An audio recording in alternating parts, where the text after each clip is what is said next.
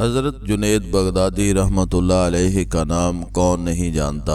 آپ کا واقعہ ہے کہ حضرت جنید بغدادی نے ایک مرتبہ دل میں خیال کیا کہ اگر شیطان سے ملاقات ہو جائے تو ایک سوال کروں گا، اور انہوں نے ایک دن اللہ سے دعا بھی کر دی کہ اے اللہ کبھی شیطان سے ملاقات کرا دے تاکہ اس سے سوال کر لوں۔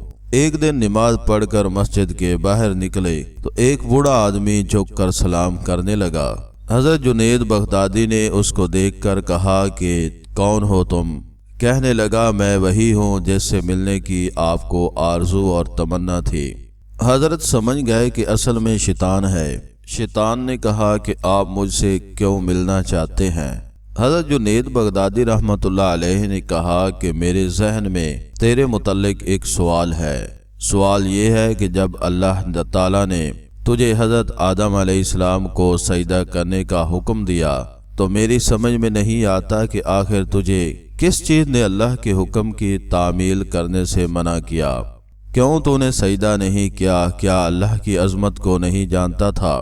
ارے تجھے اللہ کی معرفت حاصل تھی، اللہ تعالیٰ کی عظمتوں اور جلالتوں سے تو واقف تھا۔ اس قدر اللہ کی قربت رکھنے کے باوجود جب اللہ نے تجھے حکم دیا کہ آدم کو سجدہ کرو تو نے آخر کیوں سجدہ نہیں کیا؟ اس پر شیطان کا جواب کیا تھا وہ سننے کے قابل ہے۔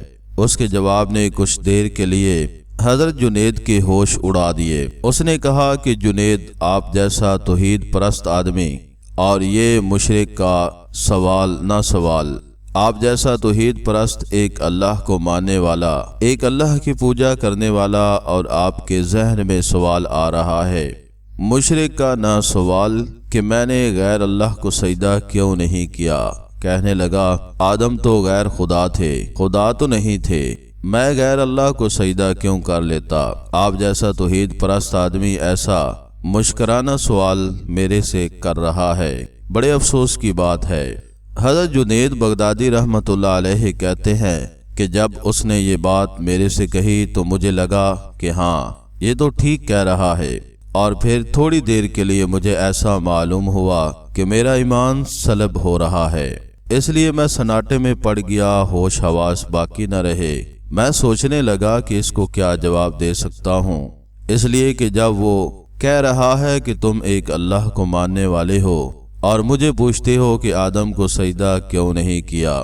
حضرت جنید کہتے ہیں کہ میرے ذہن میں جواب نہیں آیا، فوراً اللہ کی طرف سے الہام ہوا اور مجھ سے کہا گیا کہ اس سے یہ پوچھو کہ حکم دینے والا کون تھا؟